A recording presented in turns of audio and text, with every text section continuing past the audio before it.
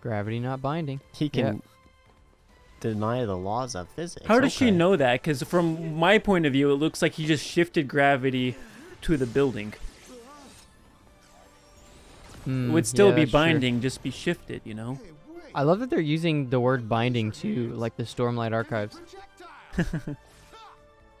I need to catch up on those. Oh man, the book was so good. I read the first one and part of the second one. And yes, I'm still in the middle of King's Avatar. I will finish that someday. ADHD, not even once. Not even once. When's the last time you picked it up? Probably like 5 or 6 months ago. Oh, that was more recent than I thought. I pick it up every now and then, and I read through a chunk of it, and then I get busy, and I don't read more of it for a long time. The thing you have to understand about the Stormlight Archives is that there's 4 stories going on at once, and somehow they'll connect to the overall bigger story. But you don't know how it'll connect, and you have to keep all 4 stories straight at once. Yep. That's really similar to like the Lord of the Rings books, which I know you haven't read. The actual books take that same approach. Like you start off where everybody like meets up, and then over the course of the story, the whole like main group gets split up in various ways, and then the chapters bounce between the different members. And you might spend multiple chapters on like this one group, and then all of a sudden you're back at the other one, and you're like, oh yeah, they exist too. And then you like go through that chapter and you're like, oh man, I'm really invested in this story, and then it bounces away to another one. It's like, dang it. And you get really invested into that group, and you go to the other group. It's like, oh my gosh, it keeps bouncing. Keeps it interesting. Always different stuff. But like every time it swaps perspectives, you're like, but I was really like, it was just getting really good. Oh man. Yeah, I'm gonna be honest, I'm not a fan. Yeah, I don't like those kinds. Yeah, it gets confusing for sure. It's not even the confusing. It's just like, I should never be upset for the new chapter because you left me on a cliffhanger from the other person's point of view when the cliffhanger gets answered in the same book. I don't like that. And the Stormlight Archive, it like, yes, it has like 4 main perspectives, but it also has like 30 other perspectives that it bounces between randomly. Ugh. And like, I don't mind that. I don't know, like, because the whole thing's not written yet, and I haven't read all of it. I don't know if those other perspectives will ever come into play again. Like, they might be one-offs. This one chapter is about this random person in this random city, and we never hear about them again.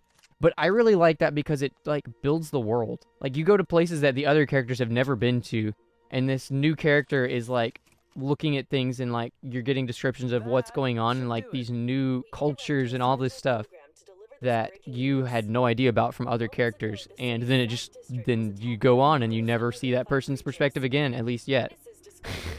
And so I don't know if they'll ever go back to those places, but it's really cool in terms of world building that you get to see all this. Something that I've kind of noticed about the other perspectives is that it usually focuses on culture, like a culture of whatever place the person is from.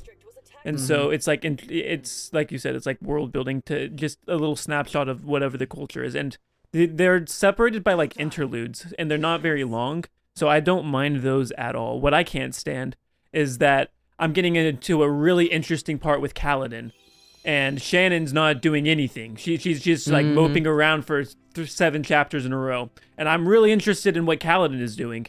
And then for whatever reason, it's like, okay, 3 chapters, and just before the awesome battle is about to take place, we're going to go back to Shannon, who's moping around for no reason whatsoever. And I'm like, oh man, Shannon's perspective again.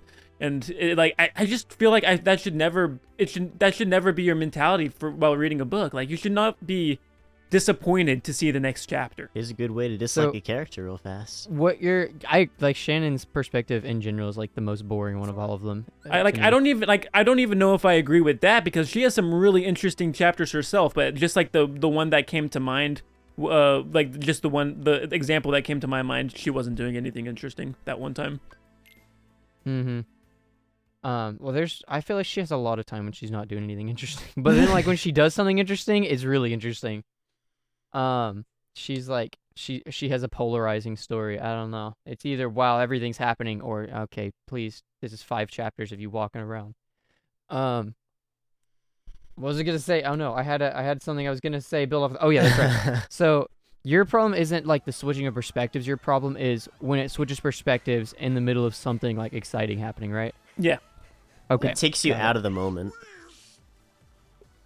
Yeah. I mean, I get that. I agree with that. Like, you get like all built up and then it doesn't happen and then you have to come back. Like, I get cliffhangers are like a thing for like building, you know, tension and all. But by the time you come back to the chapter, it's like, oh yeah, that's where we were at. And you just kind of forgotten because you've been in this other person's story for so long now, and you kind of lost all that like suspense that built up. Yep, you built it up and then it fell flat. Yeah. Don't like it. It's an interesting way of writing. I don't know. Like, there's not that many books really that like actually change perspective constantly like that. Like, not that many that I've read at least that change perspective constantly. And of the ones that I've read, I can't remember any that specifically didn't cut away when like suspense was built up. Like, no, I can't remember anybody ever finishing like a plot point fully and then moving on to the next chapter. I mean, I guess in a way, it kind of is important because like if you wrap up everything for that arc of the story or like whatever is happening, and then you move on to the next one, like you're not as interested in coming back to the previous ones. Like, I get that. But, like, I feel like if you're committed to the book already, like, it doesn't really matter. You're going to keep reading it. So Rick Riordan did it in a slightly different way. He, in the second Percy Jackson series, was called, like, the Gods of Olympus, I want to say? Heroes of Olympus. Heroes of Olympus, yeah. He constantly switched between perspectives. And all those perspectives that we're swapping between were in the same group. So it wasn't, like, different stories happening at the same time. But what would always end up happening is that a character needed character development, and so he would incapacitate the others in the group in some way, shape, or form, and it would go to the character's perspective whose time for character development it was.